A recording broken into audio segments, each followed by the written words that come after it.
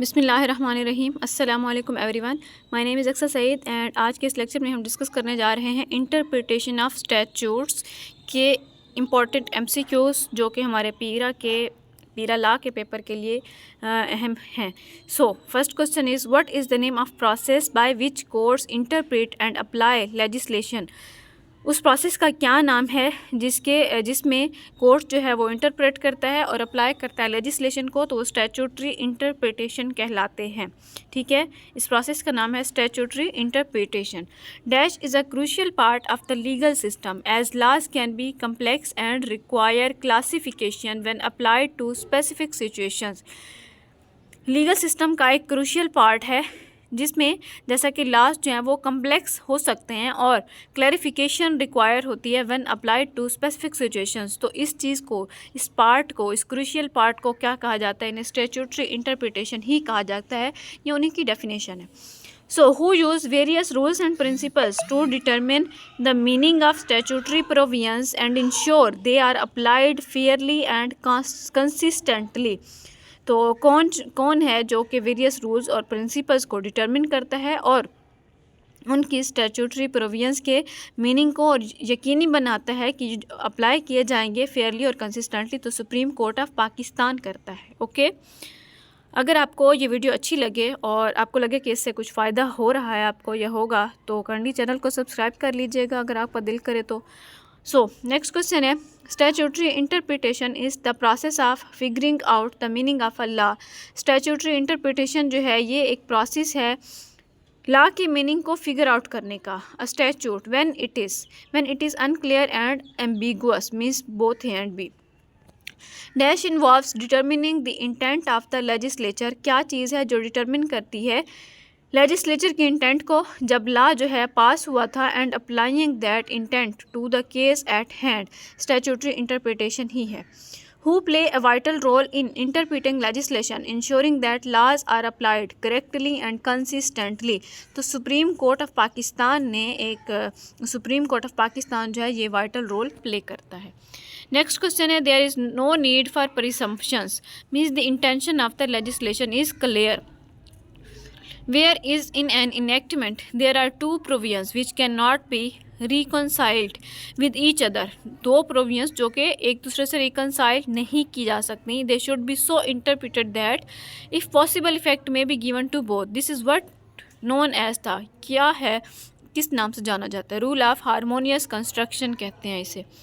According to the dash rule of interpretation का वो कौन सा रूल, किस रूल के मुताबिक meaning of a word should be known from its accompany ignore associating words, कि जो एक लफ्ज़ का जो मीनिंग है वो शुड बी नोन, जाना जाना चाहिए, from its accompany ignore associating words. तो वो है नॉसिटर असोसीस।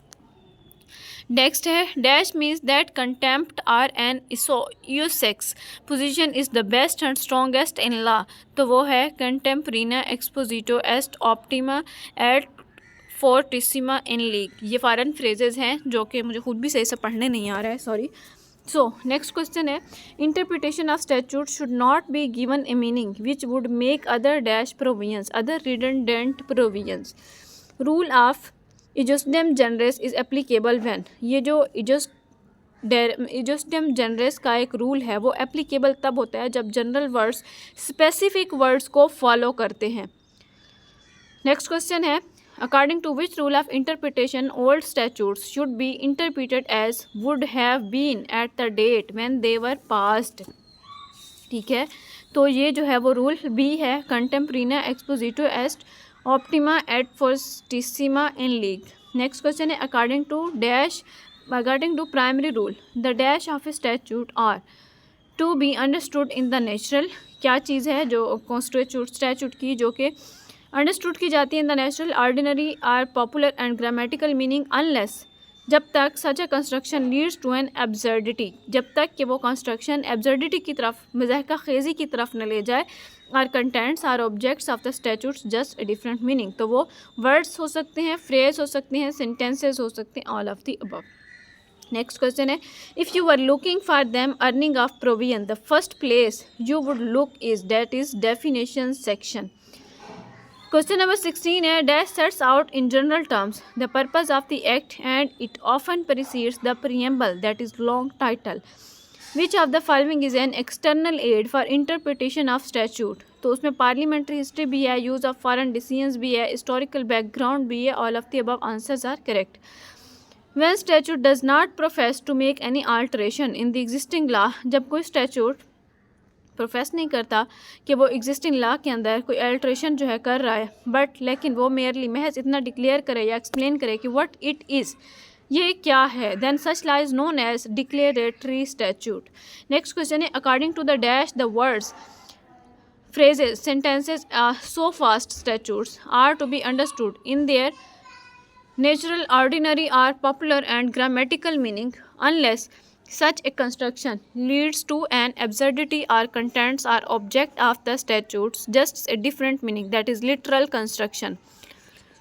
Which of the following is internal aid for interpretation of statute? कौन सी चीज़ है जो internal aid है, long title भी है, marginal notes भी हैं, interpretation clauses भी हैं। As per the rule of dash, meaning of a word should be known from its accompanying or associating words, तो वो नॉसिटर एसोसी, ठीक है।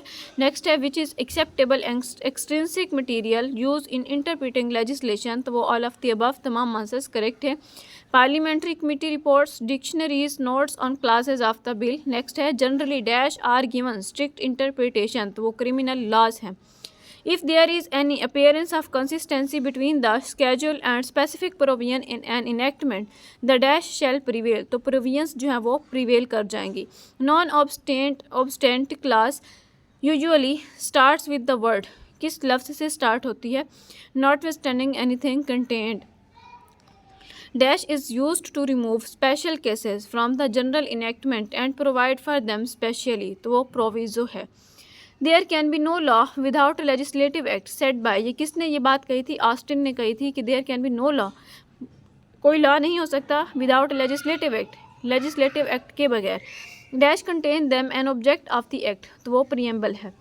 When a general word follows a specific word of a distinct category, the general word may be given a stated meaning of the same category. His general word take its meaning from preceding expression. This is what is known as, वो जाना जाता है इजोस्टेम generous के नाम से। In the interpretation of the statute an important role is played by, statute के interpretation में एक इम्पॉर्टेंट रोल किसने प्ले किया है, शेड्यूल ने, प्रीएम्बल ने, हेडिंग ने, तीनों ने। All of the above answer. While constructing a provision in penal statute, if there appears to be a reasonable doubt or ambiguity, it shall be solved in favor of, किस चीज़ के favour में, person who would be liable to penalty। Next question है which of the following is internal aid for interpretation of statute, तो internal aid में preamble आता है। Next question है the rules dash means the express mention of one thing is the exclusion of other, तो वो है एक्सप्रेसियो यूनियस एस्ट एक्सक्लूसियो अल्ट्रियस। ओके, नेक्स्ट क्वेश्चन है who was the first chief justice of Pakistan, तो पाकिस्तान के पहले चीफ जस्टिस सबको पता है मियां अब्दुल रशीद थे। Before 23 March 1956, before first constitution, Supreme court of Pakistan was known as, Supreme court of Pakistan जो है वो फेडरल कोर्ट ऑफ पाकिस्तान के नाम से जाना जाता था। ओके, सो इसी तरह से नेक्स्ट क्वेश्चन है हमारे पास which of the following articles of the constitution, which of the following articles of the constitution provide that there shall be Supreme Court of Pakistan, a high court of each province and such courts as may be established by law, तो article 175 है। Which article of constitution describes the powers, jurisdiction and function of the federal shariat court, तो article 203 provide करता है। Internal aid in interpretation of statute includes, उसमें तमाम शामिल हैं, title भी, प्रीएम्बल भी, मार्जिनल नोट्स भी। Statute has been defined as the, statute जो है वो डिफाइन किया जाता है as the will of the legislature. What is the doctrine of stare decisis, तो इसका मतलब है the doctrine of the precedent. What is case law, case law क्या है, law representing the decisions of the courts. What is legislation, basically legislation क्या है, legislation is law made by parliament. These are materials outside the statute itself that can be used to understand the legislature's intent, such as legislative history or debates, तो वो extrinsic aids है। What is a public act? Public act जो है वो क्या है? An act affecting the general public. What is meant by statutory interpretation? Statutory interpretation means the interpretation of a statute by the courts, जो कि courts interpret करता है.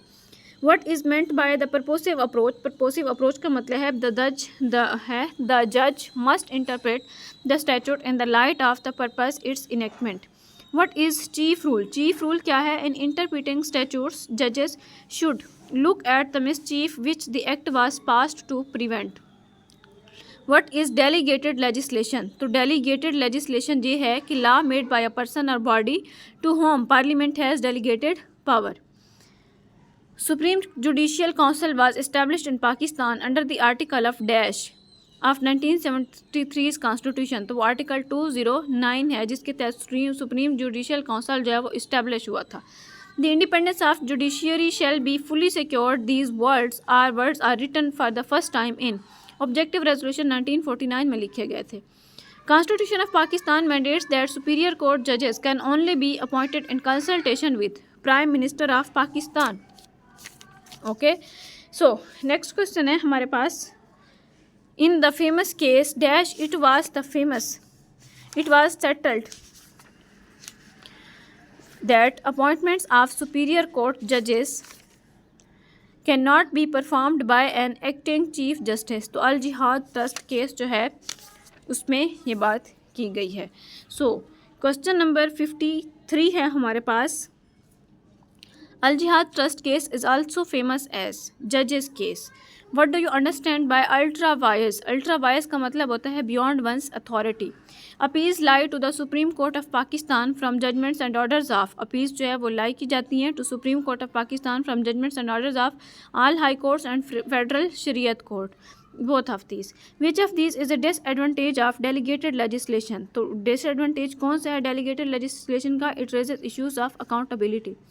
Statute may be interpreted by judges by using different rules. Which of the following is not a rule of interpretation? Golden rule भी है, literal rule भी है, mischief rule भी है, लेकिन general rule नहीं है. Which of the following statements is a definition of the phrase radio decidendi? तो वो क्या है, वो कौन सा यानी कि फॉलोइंग स्टेटमेंट्स हैं जो कि डेफिनेशन बनती है इस फ्रेज़ की रेशो डेसिडेंडी की. The legal reason for reaching our decision. ठीक है. सो नेक्स्ट क्वेश्चन है legislation means the making or the setting of law. So true. Which of the following is the most accurate description of the golden rule of interpretation? तो वो ये है context must be understood properly. While applying the literal rule of interpretation it is important to keep in mind the context. ठीक है. While interpreting a statute one has internal and external aids to construction. एक statute को interpret करते हुए एक इंसान को internal और एक्सटर्नल एड्स को भी कंस्ट्रक्शन में लाना चाहिए. क्वेश्चन क्या है? Which of the following is not an internal aid to construction? तो इंटरनल एड टू कंस्ट्रक्शन क्या चीज़ नहीं है? वो पार्लियामेंट्री हिस्ट्री नहीं है. डेलीगेटस नॉन प्रोटेस्ट डेलीगेयर. इसका मतलब क्या है? इसका मतलब है delegated power can not be further delegated. In which famous case first time Supreme Court given the decision about dissolution of National Assembly of Pakistan? Mostly people think that it was the first great blunder in judicial history. तो मौलवी Tamizuddin case है वो.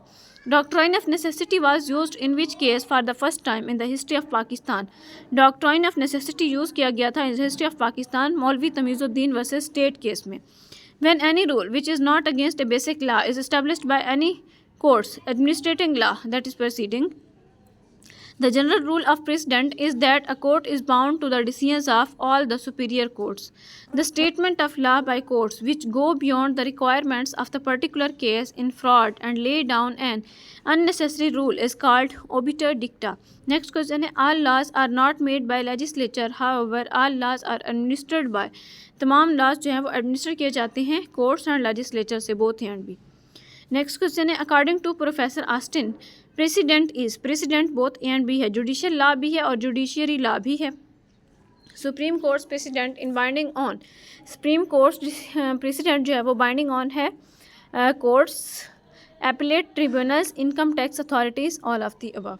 Doctrine of separation of powers was systematically formulate किया गया था by Montesquieu. Rule of law means इसका मतलब है supremacy of law. Which one of the following statements is true? तो इसमें जो true statement है वो है delegated legislation can have retrospective effect. if authorized by act or statute. The legislative process includes the process of implementing and enforcing the law once made. तो ये statement wrong है. Which of the following statements accurately capture DC's view on the limitations which exist on Parliament's law-making powers? तो वो है Parliament's law-making powers are not subject to any limits. Who is the final answer to interpret the Constitution? तो final answer है basically the Supreme Court. When may judges apply the golden rule? Judges golden rule कब apply करते हैं? In the same circumstances as the purposive approach. According to the dash rule, the words of the statute are to be given their plain and ordinary meaning. Literal rule के मुताबिक होता है ये सब. Which rule of statutory interpretation should judges apply first? Literal rule ही है. The concept of the judicial review has been borrowed from the Constitution of USA. When may judges apply the mischief rule? When there is ambiguity in the statute. जब किसी statute में ambiguity हो तो judges mischief rule को apply करते हैं. इसी तरह से क्वेश्चन नंबर 83 है, under the dash rule the words may be given a secondary meaning if applying the literal leads to absurdity. तो वो गोल्डन रूल है. An interpretation of the constitution is based on the spirit of preamble.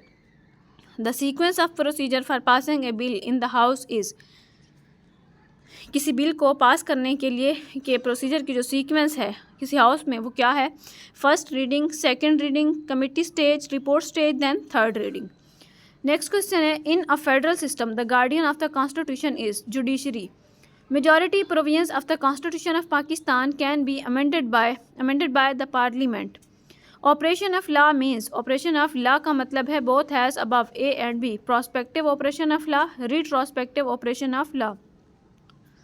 What does repeal of law mean? Repeal of law का मतलब है removal और reversal of law. So next question है, the term morals refer. Morals जो है वो refer करता है एथिक्स और प्रिंसिपल्स को. What is similarity in law and morals? Law और मोरल्स में क्या सिमिलरिटी है? Both A and C is correct. Both regulate human conduct and both use similar language. Morals की यूनिवर्सल वैल्यूज होती हैं. Law looks to external conduct. Next question है 94. The statutes dealing with tax are termed as. उन्हें क्या कहा जाता है? Fiscal statutes कहा जाता है. When there is a conflict between two or more parts of a statute then the rule क्या होगा? हारमोनियस कंस्ट्रक्शन होगा. Okay.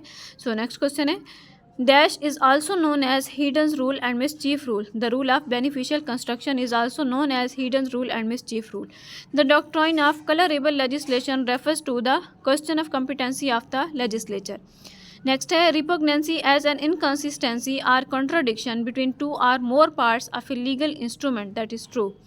These are features of the statute itself such as headings, punctuation and the statute's overall structure that can be used to interpret the meaning of specific provisions. Intrinsic aids. Next question है, the first law commission was established during the British Raj era in. First law commission जो establish हुआ था British राज इरा में, कब establish हुआ था वो? 1834 में. formal legal document which creates or confirms a right or record effect is an instrument. Next question है, the meaning of a word is derived from its associated words. The meaning of a word is to be judged by the company it keeps. This is as per Noster Asocis. The rule of ejustem generis is applied to the general words. Rule of beneficial construction is also known as. beneficial construction का rule जाना जाता है purposive construction, mischief rule, Haydn's rule, all of the above के नाम से. Speech of mover of bill at the time of introduction of the bill. The history of the external circumstances which led to the enactment of the statute. Amendments considered during the progress of the bill. Statements of object and reasons. Report of a committee which examined the bill are the examples of. ये examples हैं historical setting की. Next question है, an internal aid that may be added to include something within the section or to exclude something from it is. That is explanation. Rule of reasonable construction is based on the maxim. Rule of reasonable construction जो है वो base करती है किस maxim पर? Ortris, Magis, Valiate, Quam, Periate. Which among the following is the cardinal rule of construction of statutes? तो इसमें यहाँ पे इसका आंसर है literal rule of construction. Next question है which rule of construction is applicable where there is a real and not merely apparent conflict between the provisions of an act and one of them has not been made subject to the other, that is rule of harmonious construction। next question है under which article of 1973 constitution supreme judicial council has been established in Pakistan, तो वो है article 209। Pick the odd one out of the following aids to interpretation, usages जो है वो odd one है। Dash is an internal aid in interpretation of statutes, that is schedules, headings and title of a chapter and marginal notes. Question number 113 है if it is impossible to harmonise the two conflicting provisions the provision enacted dash in point of time shall prevail, letter जो बाद में होगा। Dash is the process of ascending the true meaning of the words used in the statute, that is interpretation. Generally, full effect must be given to every word contained in a statute. However, words in a statute may be eliminated if no sensible meaning can be drawn. This is as per, तो basically ये जो है ये base करता है as per rule of exceptional construction. So next question is legislation is that source of law which consists in the declaration of legal rules by a competent authority set by Salmond. Next question is the term dash means of the same class or species, in essence to of the same kind, that is agestem generis. An internal aid that may be added to include something within the section or to exclude something from it is, that is explanation. Dash expresses the scope and object of act more comprehensively than the dash. The preamble expresses the scope and object of act more comprehensively than the long title. Statute should be first read as a whole, then it must be read section by section, class by class and word by word. It would enable the discovery of the true meaning of each section, class and word, and how these sections, clauses and words fit into the scheme of the act. No part of the statute can be constructed in isolation. This methodology is adopted in, यह methodology adopt की गई थी in the rule of harmonious construction. This approach emphasizes the ordinary and plain meaning of the words in the statute, that is literal rule. This allows for some modification of the literal meaning to avoid absurd or unreasonable results, that is golden rule.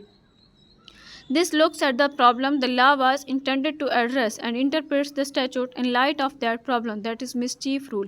This focuses on the overall purpose of the statute and interprets the language in a way that best achieves that purpose, that is purposive approach. I hope it's clear to all of you. Thank you very much.